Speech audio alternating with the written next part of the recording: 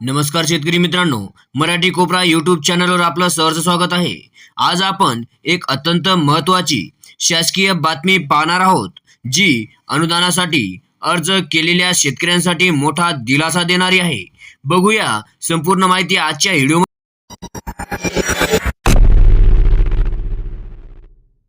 मित्रांनो, राज्यातील अनेक शेतकऱ्यांनी अनुदानासाठी महाडीबीटी प्रणालीद्वारे अर्ज भरले आहेत, मात्र कागदपत्रे वेळेत सादर न केल्यामुळे त्यांचा अर्ज प्रलंबित राहिला होता।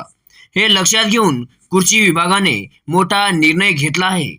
मित्रांनो, आता कागदपत्रे जमा करण्यासाठी थेट 7 दिवसांची मुदतवाढ देखील देण्यात आली आहे। कोणती कागदपत्रे आवश्यक आहे? निवड झालेल्या शेतकऱ्यांना खालील कागदपत्रे सादर करावी लागतील: 7/12 उतारा, 8 उतारा, गाव शिवाराचा पत्ता, आधार कार्ड, बँक खाते क्रमांक। मात्र जर योजना यंत्रीकरणासाठी संबंधित असेल तर कोटेशन म्हणजे दरपत्रक आणि फळबाग किंवा तत्सम योजनासाठी एस्टिमेट देणे बंधनकारक देखील आहे। कागदपत्र न दिल्यास काय होईल?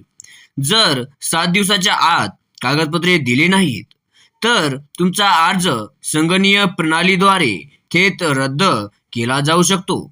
मित्रांनो, महत्त्वाची सूचना: ही कागदपत्रे फक्त निवड झालेल्या शेतकऱ्यांना सादर करायची आहेत आणि सर्व माहिती डीबीटी पोर्टलवर अपडेट करणे आवश्यक देखील आहे। मित्रांनो, जर ही माहिती उपयुक्त वाटली असेल तर व्हिडिओला लाईक करा, शेतकरी मित्रांना शेअर करा आणि अशा सरकारी अपडेटसाठी चॅनलला सबस्क्राईब करायला विसरू नका।